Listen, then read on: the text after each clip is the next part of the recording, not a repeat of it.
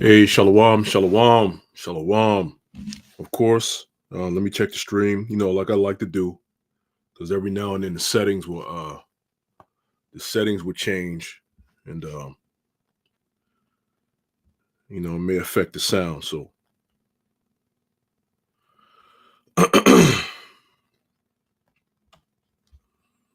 Lord willing, it starts. I see the notification.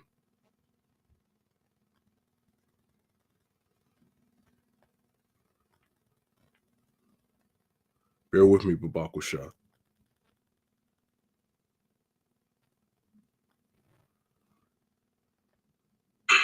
All right, there it is. All right, so with that, of course, I'm going to start by saying call, Haloyim, Yahweh, Bahashem, Yahweh Shai, Bahashem, Racha, Kodash. Double honors to the apostles, bishops, and elders, a great millstone that rule and teach as well. Peace and shalom to the Akim out there in the elect, which the elect consists of the men, women, and children selected to make it out of here from the coming nuclear destruction, all right? I'm the brother Zayan Allah, the DC camp, coming at you with another video. This is Ezekiel 38. Further belief that Russia is in the Bible and key players to look at concerning BRICS, and of course we know through our teachings what we have been taught by our apostles, bishops, and elders, big bros on down. We've always been taught that Russia is in the Bible. Russia is going to be one of the key players that's going to take down America, okay, aka Babylon today. All right, we've been always told that, and we believe that. I believe that. Okay, it's one of the major powers, world powers, that's going to be used to take down America, along with a few other of the world powers. And I'm about to get that when I go to Ezekiel, the 38th chapter. All right, and we've been taught that. And when you examine the scriptures, like the apostle Tahar said, he said, Russia, and it's not the first time he said that, or some other bros as well. When you go into the word Russia is actually a Hebrew word. Okay, it's actually a Hebrew word. Now I forgot the Hebrew word. All right, if I'm not mistaken, I forgot what he said the Hebrew word was, but it looks like, by looking at it, it looks like Ra'ash. Okay, look like Ra'ash meaning head. Okay, all right, but I'm also going to go into the scriptures and show you why I believe Russia's also in the scriptures as well. All right, without further ado, let me go ahead and play this video. All right, because the rest of the title says what? It says key players to look at concerning BRICS. BRICS is Brazil, Russia, India, China, and South Africa. Okay, and of course you have other countries that are constantly trying to join Russia by application. Okay, why? Because they need a system that's going to what? Be opposite of the West. Okay, they need a system that's going to battle the different sanctions that's being placed on them. They need a system to go against what? The dollar. And once the dollar is going against, everything's going to fold, especially here in America. Once the dollar is no longer being the world's currency, everything is going to fold over here in America. And guess what? There's going to have to be another currency that's going to take the dollar's place, just like BRICS Pay. BRICS Pay is coming up with its own decentralized way of transferring the currencies back and forth, their countries' currencies back and forth to and fro the different countries. They're coming up with BRICS Pay. So therefore, it's got to be another type of system over here in America, because the dollar is going to fall. It's only inevitable. Okay, it's inevitable. It's going to happen. Okay, that's what's going to usher in things like the MOTB. Okay, because if the dollar is gone, you have to go by the new system. And the new system, you cannot what? You cannot buy or sell, save you have the system. It's plain. See, the thing is, a lot of people, they don't look at they can't take descriptions and put it to the present time. They can't link it to what's going on. It's the same thing. It's the same thing with Yahushua. When Yahushua was on the scene, you had scribes and Pharisees that were masters in the law, but some of them couldn't see that that was the Messiah right there in front of them. This is the carpenter's son. Okay, what? A lot of them couldn't see. Some of them knew, but they were their spot was threatened. Their seat of authority was threatened.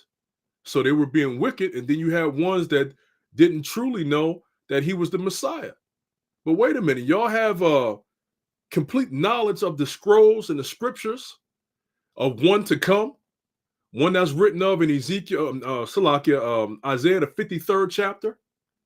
Even, if I'm not mistaken, let me see that. Let me go to Acts. If I'm not mistaken, it's Philip. Yep. Yeah, Philip. Yep. It was Philip who met up with the man of Ethiopia, was an Israelite. He was, because you had Israelites scattered abroad. You had Israelites in the land of Cush. Okay. All right. So you had an Israelite, which was a man of Ethiopia, right? And guess what? Philip taught him that what in the scriptures that he was reading, it was what talking about the one to come. So Philip knew it. I'm pretty sure even the scribes and Pharisees, the so-called masters of the law, they knew it as well. I'm talking about the wicked ones. Okay, they knew it as well. All right, they knew where it was located in Isaiah the 53rd chapter. It even says it right here, Isaiah 53:7, right here, right? So I'm pretty sure they had a knowledge. They had a knowledge of when Shiloh comes in Genesis the 49th chapter. They had a knowledge of another prophet like unto Moses in Deuteronomy the 18th chapter, but back then it wasn't numbered. But they had a knowledge of these scrolls. But it's funny, when the Lord was on the scene right then and there, they didn't truly take the time to say, hey, this is the one that the Lord, that the Heavenly Father is speaking of in the scriptures, man. This is his son, the one to come. All right. Likewise, with like I said, when dealing with Russia and the things happening today, they can't take what's in the scriptures and link it up with what's going on today until it's too late. When the MOTB comes out, that's when a lot of people are going, oh, snap, them GMS brothers were right. All of a sudden, when they're being presented to take it right then and there, then they're going to be like, oh, my God, them GMS brothers was right. But it's going to be too late. A lot of them won't have the faith built up to protect themselves against this thing. What do you think we're doing now? Okay, we're out there teaching our people, right, in hopes of gathering the ears of the elect, training them in the ways of faith. Why? Because that day is approaching, man. Why else do you think we constantly keep talking about the MOTB, and don't take it. Keep your faith in Yahweh Shem Yahushai. Matter of fact, let me go to Ezekiel. Ezekiel, the 33rd chapter, right? The watchman's duty. Ezekiel 33:1. Again, the word of the Lord came unto me, saying, Son of man, speak to the children of thy people, and say unto them, when I bring the sword upon a land, if the people of the land take a man of their coast, and set him for their watchman, if when he seeth the sword come upon the land, he blow the trumpet and warn the people. See, our job is to warn the people. Okay? Ultimately, right now, is to warn what? The elect. Okay? Really, it's to warn all, but we know that the elect are going to be the ones that's going to benefit from it because everybody else is going to be destroyed, especially here in America. Okay? Russia, okay, which we're talking about Russia, and then some other of the key players are going to shoot nuclear missiles here on America. It's going to happen. Okay? All right, so it says, if when he seeth the sword come upon the land, he blow the trumpet and warn the people. Then whosoever heareth the sound of the trumpet and take him not warning, if the sword come and take him away, his blood should be upon his own head. And that's going to be the one that's not the elect. He take him not warning.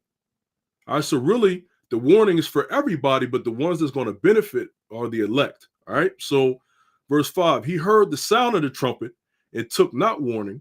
His blood should be upon him, but he that taketh warning shall deliver his soul. Remember that links up to James, the 1st chapter, the engrafted word that's able to save your soul. Okay? The engrafted word is also a word that has warning, has prophecy in it. Okay? And by hearkening is able to what? Deliver your soul. Right? Verse 6, but if the watchman see the sword come and blow not the trumpet, and the people be not warned, if the sword come and take any person from among them, he is taken away in his iniquity, but his blood will I require at the watchman's hand. Okay, because our job is to what? Blow the trumpet. You have some people that have this knowledge or have a little bit of the knowledge, and they choose to sit on it and not warn the people. Well, guess what? Those people's blood is going to be upon your hand because you didn't take this knowledge, okay, and actually go warn them. And you have knowledge of the warning. All right. Verse 7. So thou, O son of man, I have set thee a watchman unto the house of Yasher Allah, not to any of the other nations. It says, a watchman unto the house of Yasher Allah. Therefore, thou shalt hear the word at my mouth and warn them from me. And that's what we do. We warn them from what? From him. Because he's the one that's bringing in this. He's the one that's bringing the prophecies. So we warn the people of the prophecies and we warn them of him. All right. If you take this MOTB, you will be destroyed from him. How about that? So it's from him as well, because he's the one bringing the prophecies. All right. So our job is to warn you about the MOTB and say, hey, do not take this or you will be destroyed. Right. Let's go to Revelation 14. Right. Revelation 14 and verse 9, and the third angel followed them, saying with a loud voice, if any man worship the beast in his image and receive his mark in his forehead or in his hand, because that goes to a different thing other than the image. It says, and receive his mark in his forehead or in his image. And that's the same mark you got to have to buy and sell. All right. Because people keep skipping over the buying and selling aspect. Okay. You're actually buying and selling actual goods. You're trading. So you got to have this mark to actually buy and sell. It can't talk about sin. People, that's crazy. What type of sin do you have to do to buy and sell? How will people track that? How can you track that? Okay. It says, receive his mark in his forehead or in his hand. Verse 10, the same shall drink of the wine of the wrath of the Most High, which is poured out without mixture into the cup of his indignation, fierce anger. And he shall be tormented with fire and brimstone in the presence of the holy angels and in the presence of the Lamb. All right. It's not talking about fire and brimstone in a place where you burn forever. All right. Because wait a minute. So what you're saying is, if this was talking about a hell, what you're saying is the person will have to receive the mark, and then whatever time they die, that's when they go and go to hell in that fire and brimstone. Whatever time they die later on, that's when that judgment is for. But wait a minute. According to the anti-Christians, there's already a place called hell. You don't need to take the mark to go to hell. According to the anti-Christians, the anti-Messiahs, okay, I'll say it like that, anti-Messiah, people that are against the Messiah, according to the anti-Christians, you can already go to hell right now. So it doesn't matter if you take this, you can still possibly go to hell without taking this. That's crazy. No, this fire and brimstone links up with the nuclear missiles. Okay. Let me see. Where's that? Psalms. Where's that? Psalms, the 11th chapter. Bear with me. This is Psalms 11 and verse 4. Said the Lord Yahweh is in his holy temple. The Lord's throne is in heaven. His eyes behold, his eyelids try the children of men. The Lord Yahweh tried the righteous, but the wicked and him that loveth violence, his soul hateth. Showing you that the Heavenly Father hates. All right. It says, but the wicked and him that loveth violence, his soul hateth. The wicked are what? Sinners. All right. It says, also the wicked as in Esau as well. This is verse 6. It says, upon the wicked he shall rain snares, fire and brimstone, and in horrible tempests this shall be the portion of their cup. You see that? It says, upon the wicked he shall rain snares, fire, and brimstone. You see that? Fire and brimstone always came from above. All right. Going back all the way to Sodom and Gomorrah and the other 3 cities. Okay. All right. Sodom and Gomorrah and the other 3 cities was a total of 5 cities. Right. Fire and brimstone was opened up and came from the heavens. Likewise, right, when the sword will be bathed in heaven and it comes down, guess what? That's going to be that fire and brimstone again, because once those nuclear missiles detonate, there you go. There you go. There you have it. Okay. Complete destruction. Okay. Eyes shall melt in their holes or burn away in their holes. Tongues shall consume in their mouth. Okay. The elements shall melt with fervent heat. That is that fire and brimstone coming down from the heavens, because these countries will possess the ICBM nuclear missile, and that's the intercontinental ballistic missile, the missile that's able to go up so high and then come down on its target, go up and leave the atmosphere, okay, quote unquote, touch space, and then come back down upon its target, okay? So remember that fire and brimstone always was rained down, going all the way back to Sodom and Gomorrah. All right. It says, upon the wicked he shall rain snares, fire and brimstone, and in horrible tempest. This shall be the portion of their cup. All right. So if you take up that mark, you will be destroyed by what? Nuclear missiles. That's what we are to warn you about. Okay. You have to take the scriptures and put it in today's time. It's not talking about sin. If sin was itself the MOTB, and the judgment of the MOTB is to be destroyed by fire, how's that going to happen? Because that goes all the way back to Adam and Eve. The scripture says all have sinned. So you're saying all have taken the MOTB? And then why you keep skipping the B part of the MOTB? Because it's the MOTB, mark of the beast. What is the beast? Don't skip over that part. And what is the beast? And break down where you get the beast from. Is there another book, namely wink, wink, in the Old Testament that helps you break down the beast? Go into that.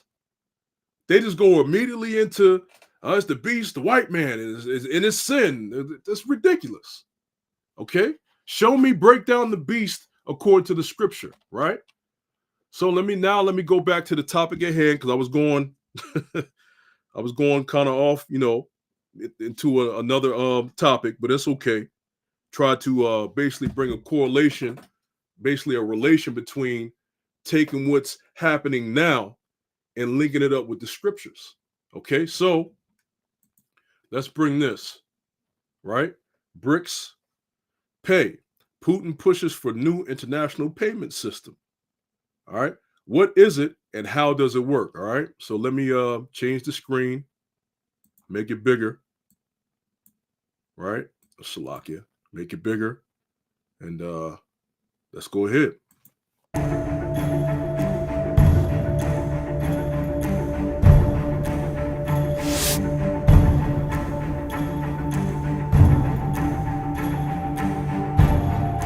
Putin's de-dollarization push with BRICS, and the other countries that are a part of BRICS are with it. Okay, they're tired. All right, let's keep going.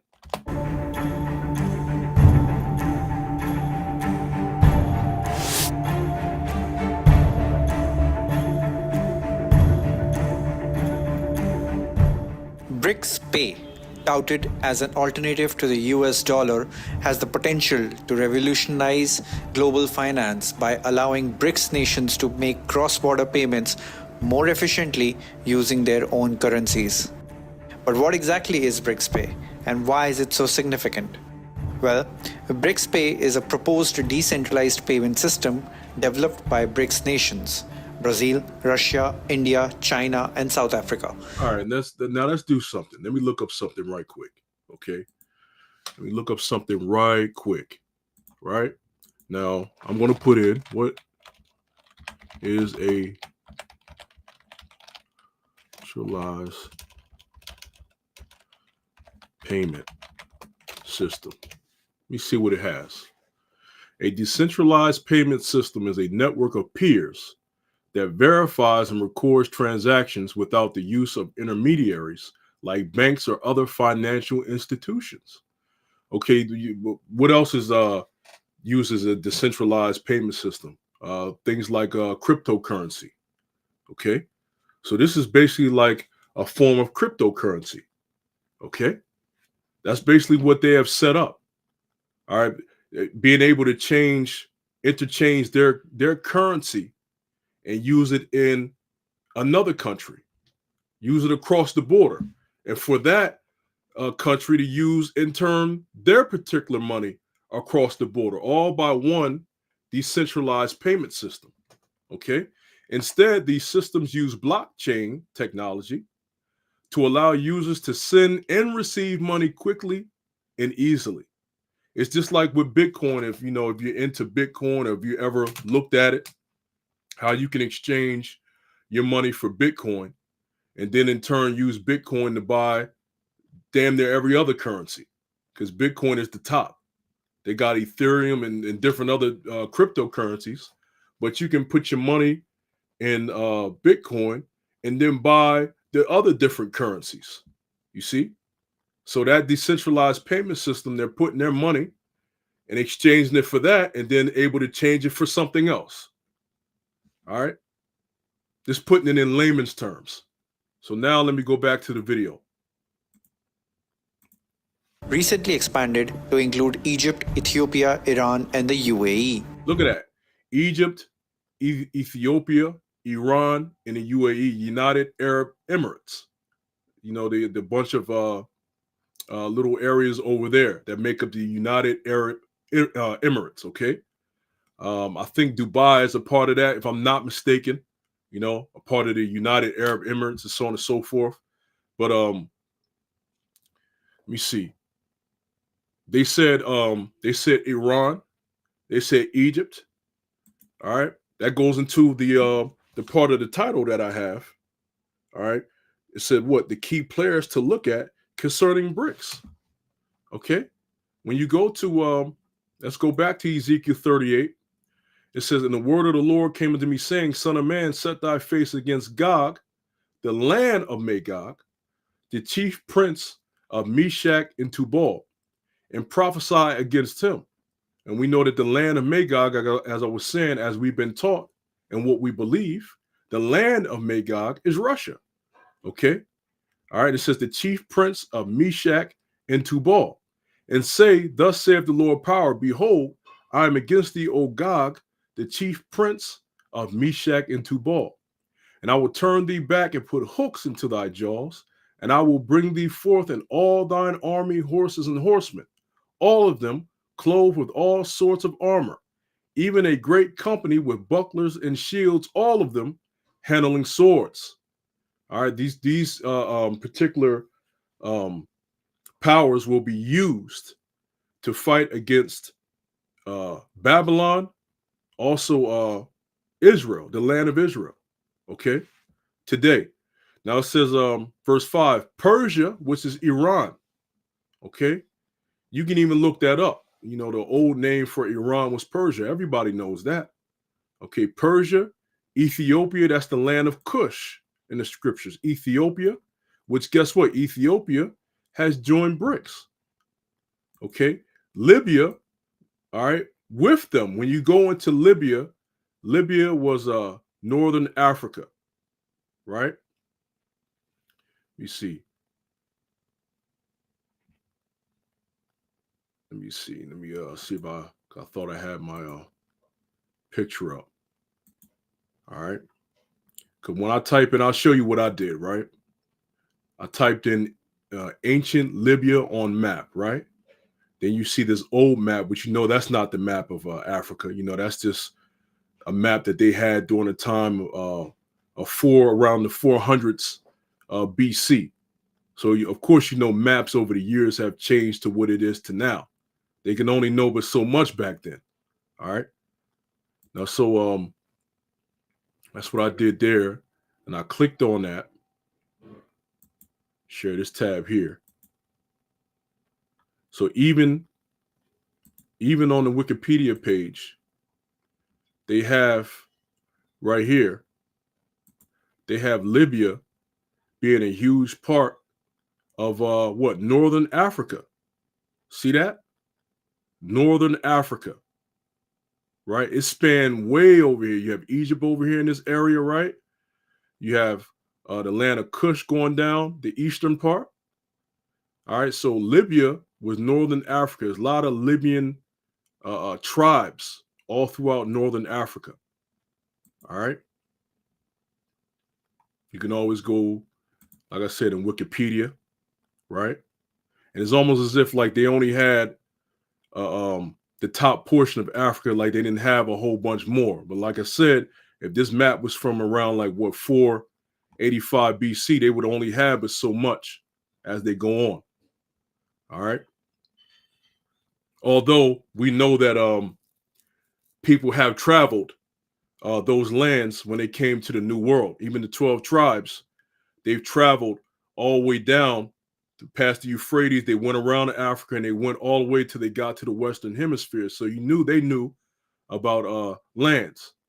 All right. So let me get this right here. This is, you see that? It said the Libyans by Herodotus. And these are different tribes of the Libyans. And you can see it spans all the way by Egypt, all the way over here. Northern Africa. Okay? Northern Africa. So you got to look out for Libya, not just the one portion of Libya in modern Libya today. You got to look out for a lot of the Northern African countries, joining up with BRICS.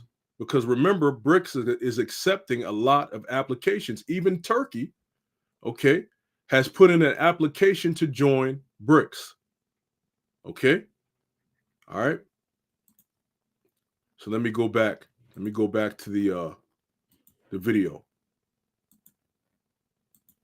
It aims to enable Let me cross-border transactions. Not yet. Let me go back to Ezekiel 38:5. Persia, Ethiopia, and Libya with them, just to stamp on the point, right? Libya with them, all of them with shield and helmet, right? So now let me go back to the video. Transactions in local currencies without depending on the US dollar or traditional Western-led payment system like the SWIFT.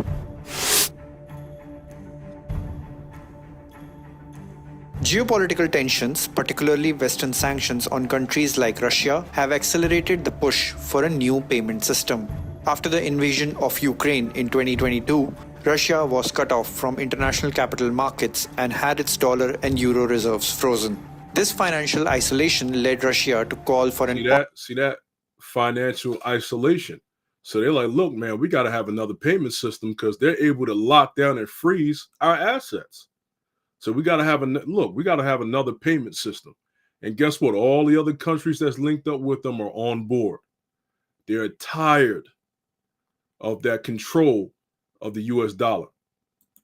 Alternative to the current global financial system, dominated by institutions like the IMF and the World Bank, which they argue favor Western interests.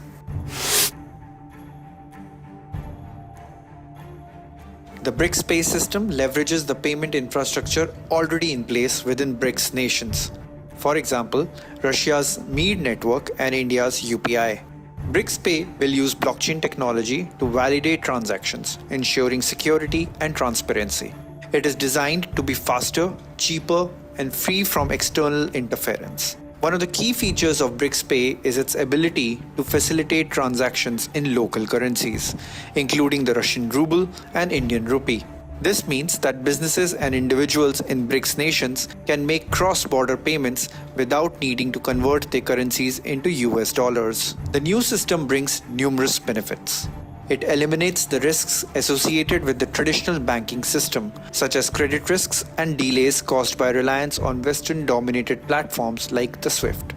By using decentralized ledger technology, it also enhances the security and efficiency of transactions. BRICS now represents 45% of the global population and 37% of the world economy. With the expansion of BRICS and the development of BRICS Pay, these nations are pushing for a multipolar world order, challenging the dominance of the dollar in global trade. Often seen as a geopolitical rival to the G7 bloc of advanced economies, BRICS aims to create a financial system that works for emerging markets, offering alternatives to Western-led institutions like the IMF and the World Bank. As the world increasingly moves towards digitization, systems like BRICS Pay could become more critical in shaping the future of global payments. And the world moving towards digitization, okay? As you said, digitization, okay? Everything's getting digital, essentially, okay? The world is moving. So that's taking the scriptures and putting them into real time. When you go to Revelation, the 13th chapter, it says you won't be able to buy or sell save you have the mark. This is buying or selling deals with a form of currency, not sin. Currency. This man is carnal. Okay? This man is carnal. He goes around the world. He's trying to acquire everything. He keep it not at home. He took all the world's wealth. This man is carnal, man. Okay? You can lie and say that you're a sinner or whatever the case may be. That's not going to give you food. He wants you to verify. Isn't Esau big on that word? Verify and confirm. Have things validated. He wants to verify that you are one of his. Show me that you serve me. Show me by that mark. The same way with the COVID. We say the DVOC, 19 jab that came out. Like, you got to have this card to work at my job. You got to have this card to come into my restaurant. Show me. Don't just tell me. You can't go to them places and say, yeah, I have it. I took it. Am I good to come in? They were like, show me. Where's the proof? It's the same thing with the MOTB. They're going to be like, show me. Then you'll be able to what? Pay. You can come up with some form of currency, old dollars that's obsolete at that point. They're going to be like, you can't buy with that because we're not accepting that. You have to use this, or you cannot acquire this from us. Point blank period. It says buy or sell, save, except he have the mark. And then we got to get that scripture since we talked about it. All right. Everything's going digital. Like you said, the world is moving towards digitization. So Revelation 13 and verse 16, and he calls of all, both small and great, rich and poor, free and bond, that's everyone, to receive a mark in their right hand or in their forehead. So he's going to cause everyone to receive this mark. The only ones that's not going to receive it are going to be the elect.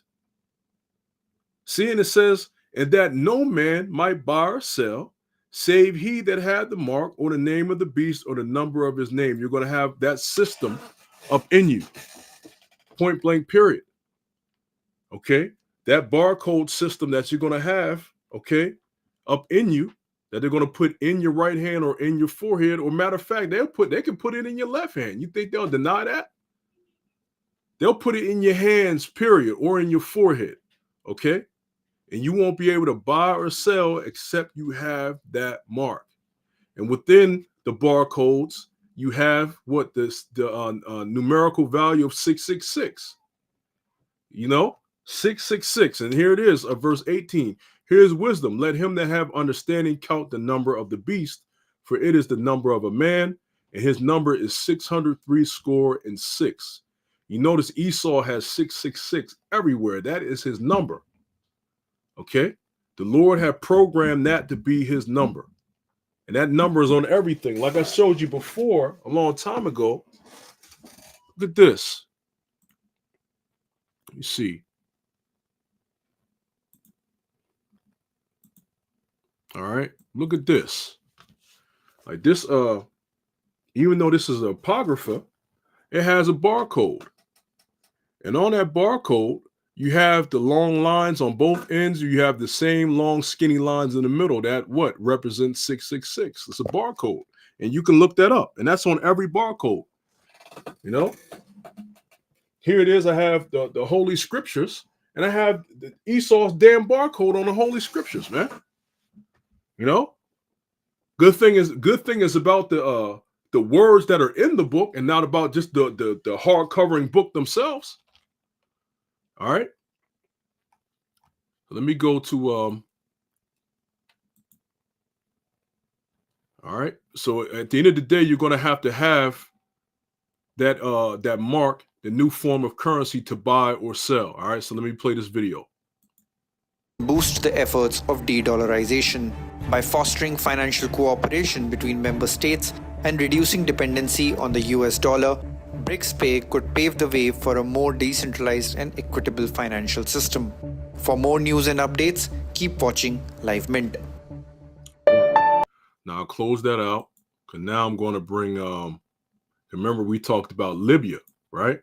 It says BRICS expansion, what does it mean for Africa's future? All right. Let me see. It says Egypt and Ethiopia, which are also so-called African countries, okay, have for the first time participated in a BRICS summit following an expansion to its membership. And this article came out 4 hours ago. It's probably a little bit longer than that now because I had it up. But right here, you can see it came out today.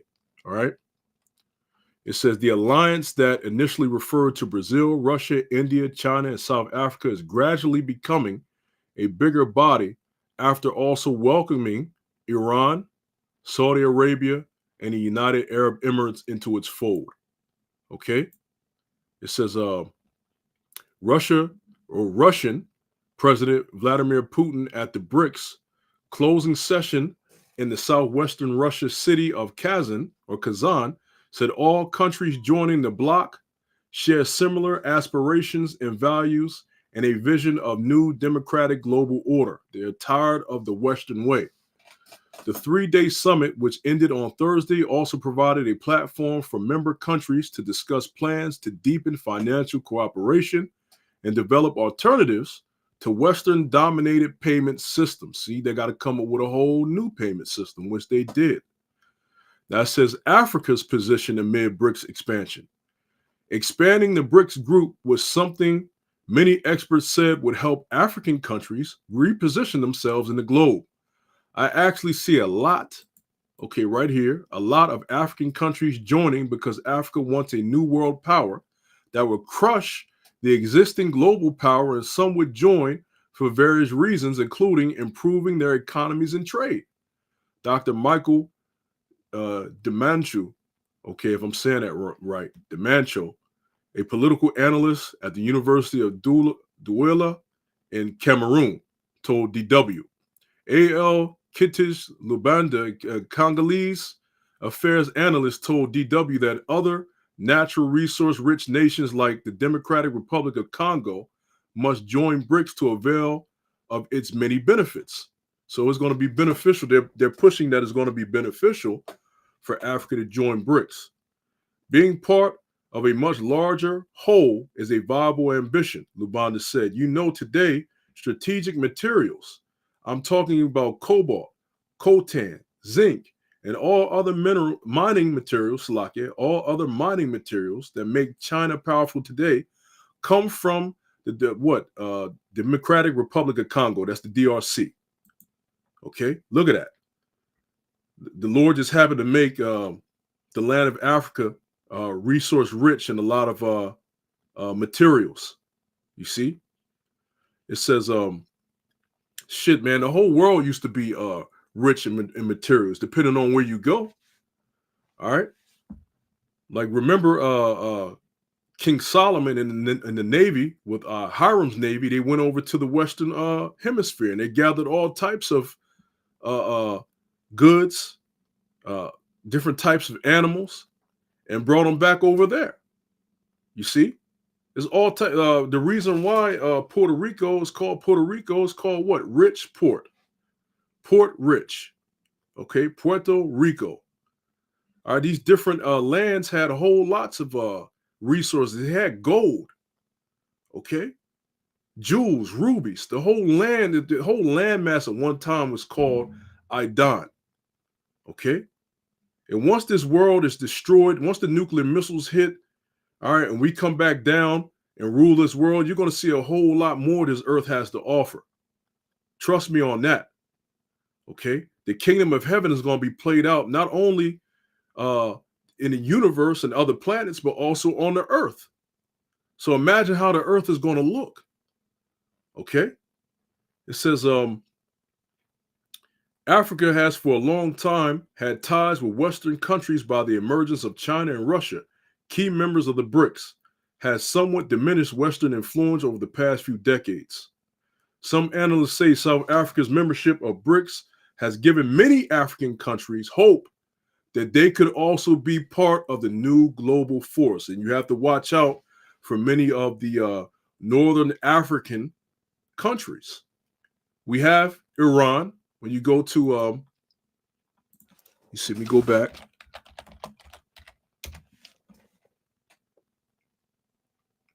You see me, Slovakia. We have Persia, right? We have Iran. We have Ethiopia, and you're going to have more of the Eastern Africa place, because the land of Kush was more than just the land of Ethiopia. Okay, you have Somalia, Eritrea. You know, you have those different Kenya. Okay, it says in Libya with them.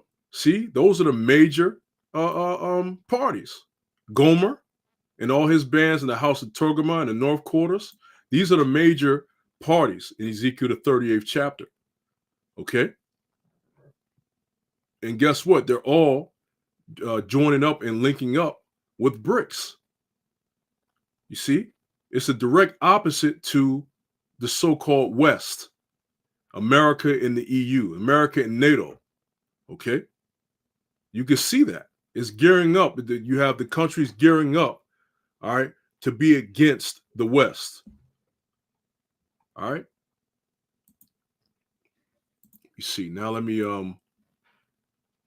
now since I'm here, matter of fact, let me go here. Let me go back up. Now it says, Son of man, set thy face against Gog, the land of Magog, the chief prince of what? Meshach and Tubal. Right? Now when you let me see. It says, and say, I'll just keep going. And say, thus saith the Lord power, behold, I am against thee, O Gog, the chief prince of Meshach and Tubal, and I will turn thee back and put hooks into thy jaws, and I will bring thee forth and all thine army, horses and horsemen, all of them clothed with all sorts of armor, even a great company with bucklers and shields, all of them handling swords. Now, when you go here, because I didn't want to jump the gun, the water Yahabashim, I was shot for that. All right. When you go to the commentaries, all right. When you go to, I'll go to David Guzik for Ezekiel 38. And when you read this, it says, we just read the scripture, right? It says, set your face against Gog of the land of Magog. In this general context of Yahweh's restoration of Yasha'Allah, here Ezekiel prophesied against Gog, a ruler, and Magog, the place of Gog. Here Gog is noted as the prince of Rosh, Meshach, and Tubal. It says, identifying Gog in the battle described in this chapter has interested interpreters and students of Bible prophecy since ancient times. It is a difficult problem without an entirely clear solution for several reasons. There is no other Old Testament description of or connection with Gog apart from 1 Chronicles 5 and 4, which seems to have no relevance to this passage. Gog seems to be wholly new and strange enemy of Israel. Yeah, because just the same way Babylon is not ancient Babylon no more, man. Babylon, ancient Babylon is the land of Cush. Okay, well, I'll say this. The Babylonians were the Cushites. Okay? The Babylonians were the Cushites. The ancient Babylonians were the Cushites. The Neo-Babylonians were the what? In modern day Iraq today, or Iraq today. Okay. So it changes. So you got people that believe that Iraq, people say Iraq, it's Iraq. When you say Iraq, you got people that believe that prophecy in Iraq is going to be a third temple built up. They go off the goddamn chain when they think of prophecy. They think that something's going to come out of the modern day Iraq today. They believe that modern day Iraq is going to be destroyed. All right, just because it says Babylon in Revelation, the book of Revelation. You know, the 17th chapter, the 18th chapter. When you see daughter of Babylon, they think that's talking about modern day Iraq today. No, it changed locations, man. Okay, modern day Babylon is what America today. All right, so it says Magog is mentioned as a descendant of Japhet in Genesis 10 and 2, 1 Chronicles 1 and 5, but is never presented as a threat or enemy of Israel in any Old Testament passage. Right. Well, guess what? The place stayed the same. The people changed. So the name of the place stayed the same, but the people moved up in there. A new group of people moved up in there. Okay. All right. Hence the reason this. Magog was who? Descendant of Japhet. Okay. Japhet were also the Medes. So when you go to, let's open up another tab. Let's go to Isaiah 13. This is Isaiah 13. Look, prophecies about Babylon, right? Isaiah 13, and I'll go down. You see. Make a man more precious, yep. Here, I'll just right here. Babylon is just straight to the point. Babylon will fall to the Medes. Okay. Now, when you go into the history, all right, Darius the Mede took over, and then with Cyrus with him. Okay. Because you had Darius the Mede and Cyrus. That's why you got the joint rulership. And Darius the Mede was older than Cyrus. Okay. When you go into it, when you go to, I believe, Daniel, what is it? Daniel, the 9th chapter, they'll tell you that Darius the Mede was the son of Astyages. A lot of people get that confused. They think Darius was a fictional character. They'll say Darius was a person who never existed. Okay, they'll say Darius is Cyrus. They go on. People said Darius was Astyages because when you go to what is that?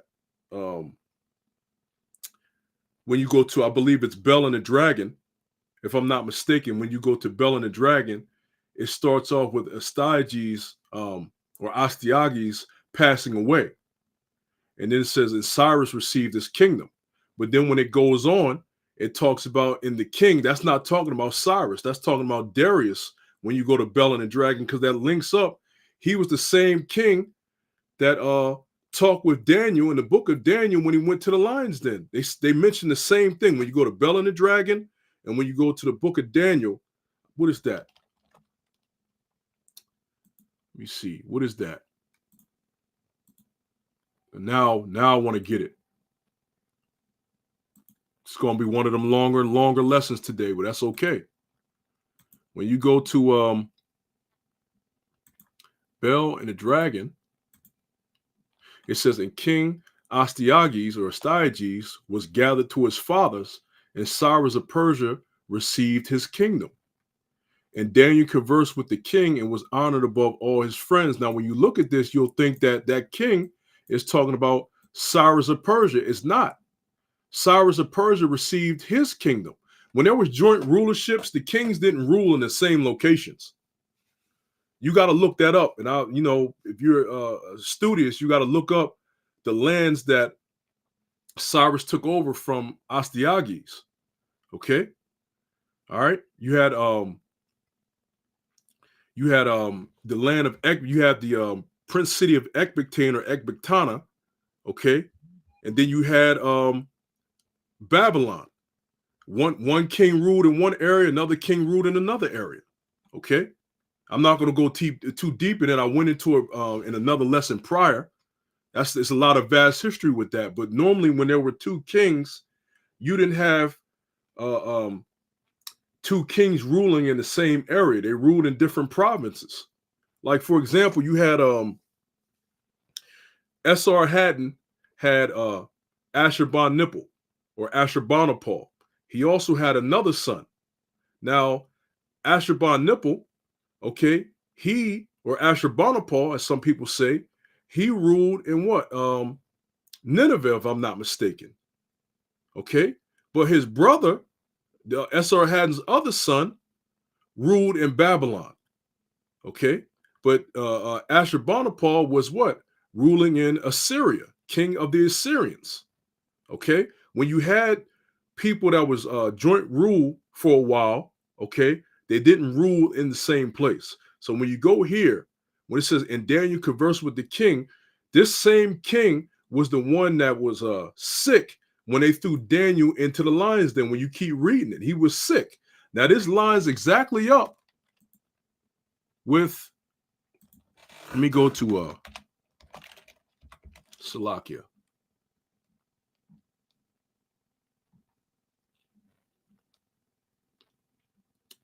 We see this, that remember the Bell and the Dragon lines up exactly with Daniel. Look, Daniel serves Darius. Daniel 6, the 6th chapter. Look at that. When you go to Daniel, the 6th chapter, this was the Darius. That what he says, and it pleased Darius to set over the kingdom 120 provinces, Salakia, 120 princes, which should be over the whole kingdom. Okay, this particular Darius was the same one that was sick when Daniel got casted into the lions den, because he liked Daniel. And this story right here was written of in Bell and the Dragon. So it's nowhere mentioned in here about Osiris. It says Darius the Mede. Okay, why? Because there was a joint rulership. Remember the arms and chest of silver. You had two arms. That's the Medes and the Persians. And we all know that the Persians were the greater of the two, but it was a medial. That's why they say Medo-Persian Empire. Okay, so you had Darius the Mede was not a fictional character. He was not Cyrus, as we just proved. He was not Cyrus. All right. Daniel wasn't thrown in the lion's den twice. It only happened once. All right. So just to show you that tidbit of information. All right. So let me go back to I have too many tabs. Salakia. All right. So let me go back to Isaiah 13 and 17. Behold, I will stir up the Medes against them, which shall not regard silver, and as for gold, they shall not delight in it. Okay. Now, how did the Babylonians fall? When you go back to this, Daniel 6, right? This starts off with Darius. Now let's go back to the previous chapter. Daniel, the 5th chapter.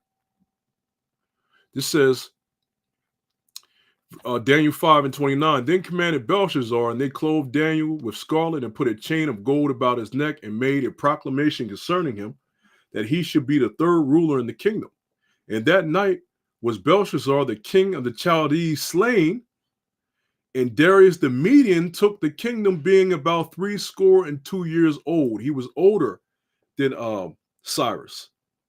And if Darius was the son of Astyages, that means, and when you go into the history, Astyages was Darius's grandfather maternally.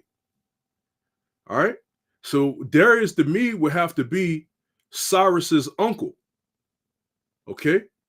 Yeah, Darius the Mede would be Cyrus's uncle. He was older than Cyrus. Okay. He had a war with Darius the Mede's father, Astyages. Okay. But he didn't have beef with his son, Darius the Median. Okay. And when you go to the next chapter, Daniel the 6th chapter, we see that that's Darius the Mede. Okay. Darius the Mede. All right. So let me go to That's how the Babylonians were taken down. After the last king of the Babylonians was taken down, it says Darius the Mede took the kingdom. So now it says Babylon will fall to the Medes. So this can't be talking about, what I'm about to read, can't be talking about ancient Babylon. Okay, it said, behold, I will stir up the Medes against them, which shall not regard silver, and as for gold, they shall not delight in it. Their bows also shall dash the young men to pieces, and they shall have no pity on the fruit of their womb or of the womb. Their eyes shall not spare children. It says, in Babylon, the glory of kingdoms, the beauty of the Chaldees' excellency, shall be as when the Most High overthrew Sodom and Gomorrah. You see that? Babylon is going to be the same way the Most High overthrew Sodom and Gomorrah and them other three cities. And how was that? It was from the fire and brimstone, as we talked about earlier, raining down from heaven.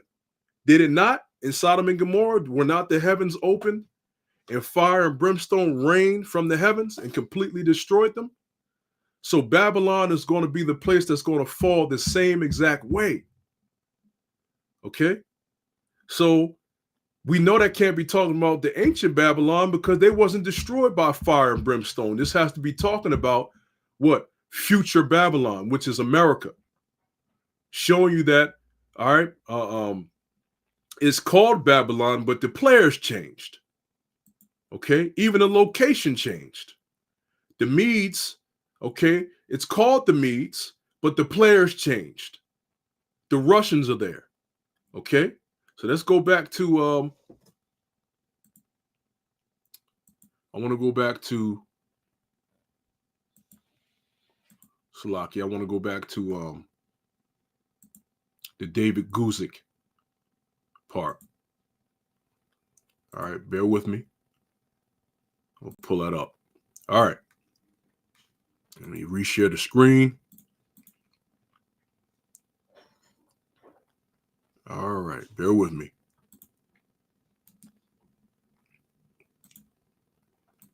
All right. Now, when you go to the this part, it says Magog is mentioned as a descendant of Japhet. All right. It doesn't mean it's the Japhetic people this time around, as we stressed.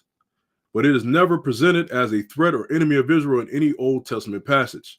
The phrase Prince of Rosh has also been translated as Chief Prince, with the idea that the word Rosh describes the greatness of the prince, not a place where the prince rules, Rosh.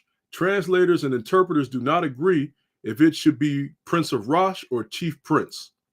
If Rosh is understood as a name of a people or place, it has no other connection or reference to the Old Testament. There are many who think that Rosh speaks of Russia or the Russians, but the only direct evidence of this is the similar sound of the names. It says, Meshach and Tubal were peoples to the north of Israel, somewhere near the Black Sea and the Caspian Sea. These were peoples nowhere else noted in the Old Testament for any threat or animosity against Israel. Yeah, but guess what? It's for future prophecy. That's the kicker.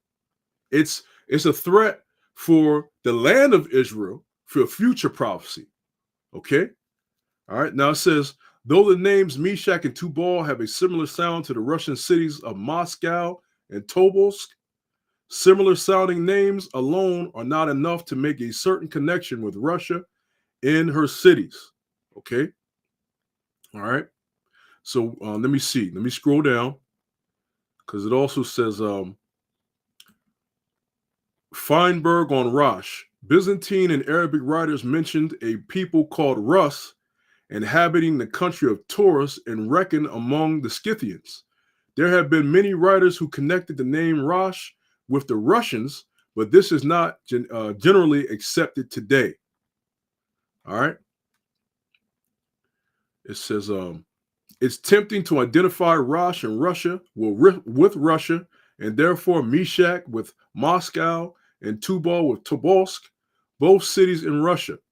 But we would have a hard time defending this on linguistic grounds. This doesn't rule out the participation of modern Russia, since it is located in the north. All right, but neither does it demand it, okay?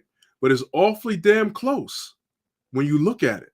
Meshach and Tubal looks like the Moscow and Tobolsk, and it probably is in the spirit. All right, but now let's look up because it said Meshach and Tubal, right? That's what I wanted to get rid of. Some of these links. All right. Now it said Meshach and Tubal. We're going to have a further look into Meshach and Tubal. Now let's get out of here. And we're going to go to, it says, O God, the chief prince of Meshach and Tubal. We're going to go to Meshach. Okay. Now the Hebrew is a Ma, a Shah, and a Ka. Mashak. Mashak. It says drawing out, son of Japhet. And the name actually it might go back to Japhet. It does. A lot of these go back to Japhet. But like I said, the names of it stayed the same with this prophecy, but the players changed. Same thing with America. The name Babylon stayed the same, but the players changed. It says, son of Japhet, grandson of Noah, and progenitor of peoples to the north of Israel. It says, descendants of Meshach, often mentioned in connection with Tubal, Magog, and other northern nations, including the Maski, a people on the borders of Caucasus and Armenia. Okay? All right. Now, they talk about Meshach is often included with the nations, the Maski. Maski also kind of looks like a variation of Meshach, if you will, if you look at it. Okay? Now, let's go from here, because it says what? In other northern nations, including the Maski, a people on the borders of Caucasus and Armenia. So let's go to Caucasus. Okay?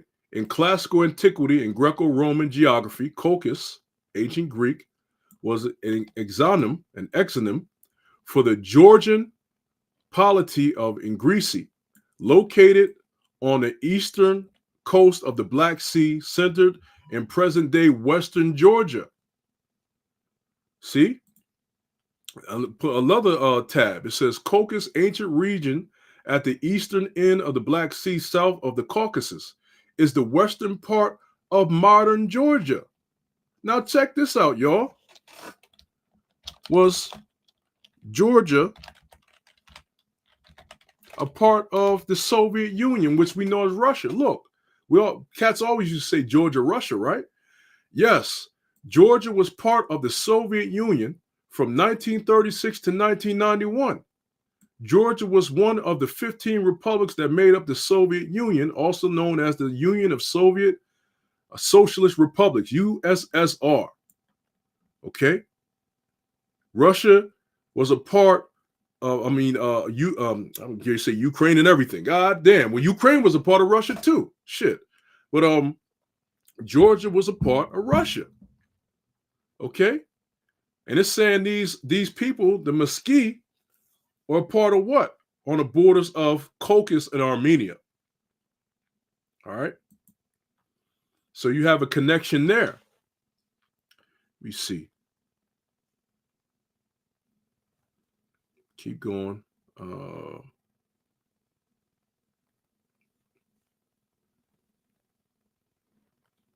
Let me just get this. It says Caucasus, ancient Greek name of the region at the eastern end of the Black Sea and south of the Caucasus Mountains, corresponding to the Georgian provinces of Imertia, Mingrelia, Agoria, Acaria, and the Pontic regions of northeastern Turkey. So it's within that region, because you had Japhetic tribes that were all throughout these places, but they got pushed out. You know, the real Romans are the Japhites, but they got pushed out. Okay? Again, name stayed the same, but the players changed. All right? That's what these demons do. Talking about these Edomites. All right, now it says Caucasus first came within the Iranian orbit in the Median period, 850 through 550 BCE. beginning in the 8th century BCE, it suffered heavily in successive Cimmerian and Scythian invasions. Okay. All right. But just showing you, I just wanted to show you this land Caucasus is what in western Georgia, which Georgia was a part of Russia. It shows you that the Medes were up in that area. Okay, but who took over that area now? Esau.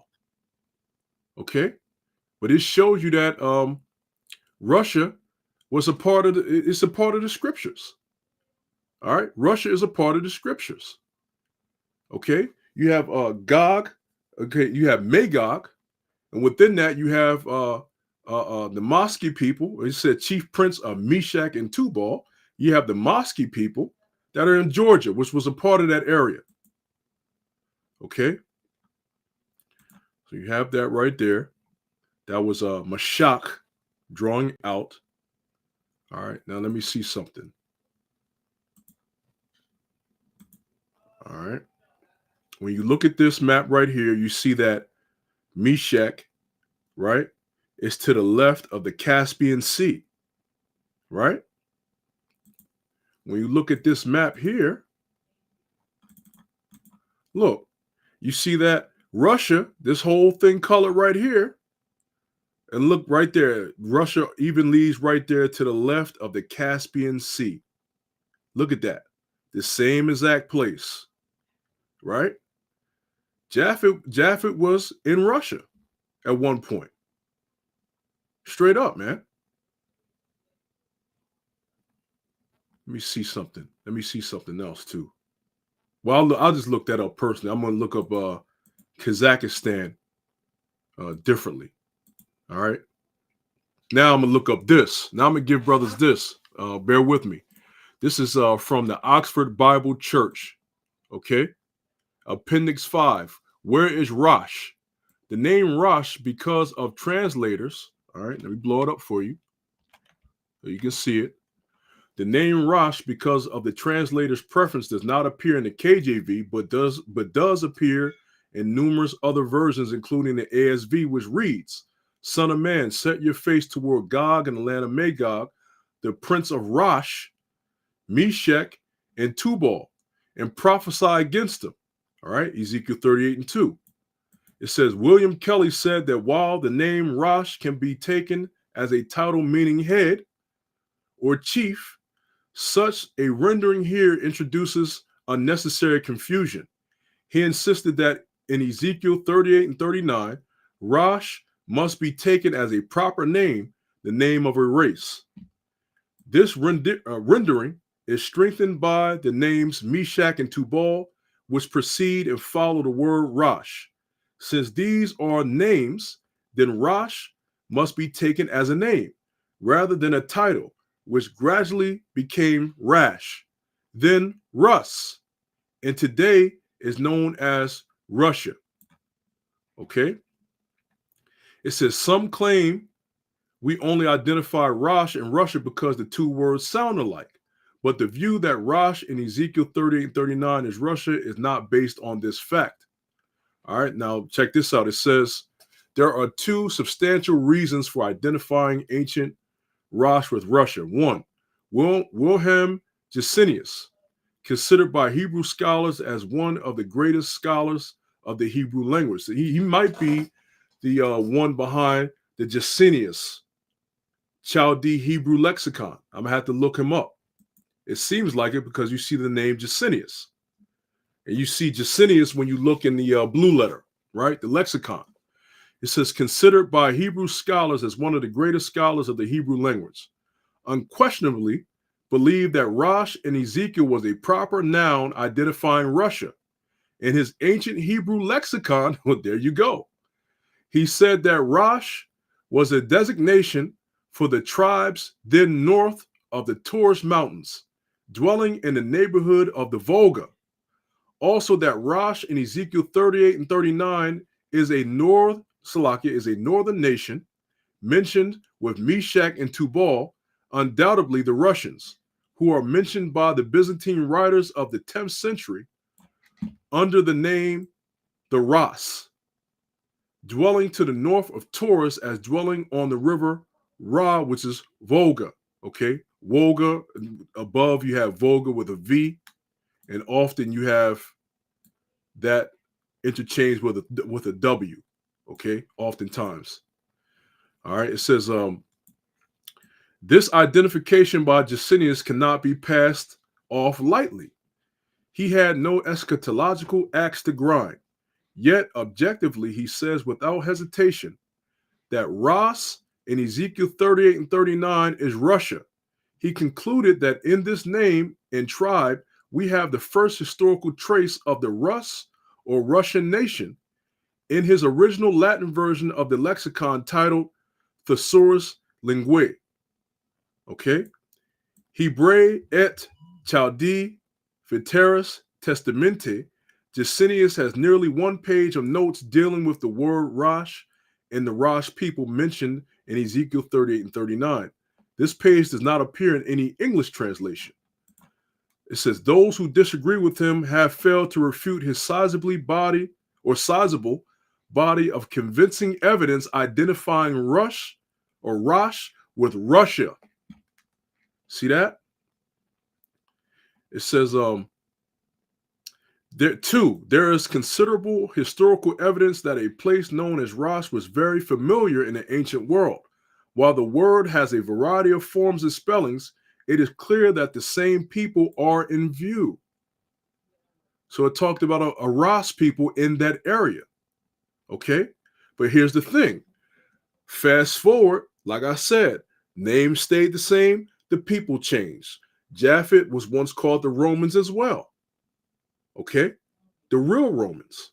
But guess what? They got moved out. Who got put in their place and start calling themselves the Romans? Same names, different places. Russia. Same name in a sense, right? Because Russia goes back to Ras. This is what I believe too. Same name. Guess what? Different players. Medes. They kept the Medes there. We know the Medes are the Japhites. Okay? But guess what? The Medes destroying the Babylonians, guess what? It didn't happen in the fashion of Sodom and Gomorrah. How is America going to be destroyed? By fire and brimstone nuclear missiles? Guess what? That's going to be the major players or who? Gog of Magog, in the land of Magog. Persia, which is Iran, Libya, Ethiopia. Guess what? They're going to be used to shoot the missiles on Babylon. Okay? All right? Again, same name, different players. You notice that pattern. Okay? If you keep going, there's many people that believe that Ras and Rus goes to Russia. It says an ancient group of people known as the Samaritans were known as the Ras. Rashu and Rus were inhabited the land of Rasapu. These people inhabited the area that today we know as southern Russia. Okay? So at the end of the day, our apostles and elders, big brothers taught us this. We know that the major players that's going to go up against Babylon are the Russians. We know that they're major players outside of Iran, okay, Libya, Ethiopia, so on and so forth. Okay, we know this. Guess what? You have additional information to further back it up in the spirit if you can receive it. Russia is in the scriptures. Point blank, period. Russia is in the scriptures, right? It's been another lesson. Ezekiel 38. Further belief that Russia is in the Bible and key players to look at concerning BRICS. All right. With that, call Haloyim, Yahweh, Ba'ashem, Yahushai, Ba'asher Chakwadash. Double honors to the apostles, bishops, and elders, a great millstone, peace and shalom to the elect. This was a tedious lesson. There's a lot of information. Hope Akim and Akwaf out there have been edified. As always, I say, double shalom.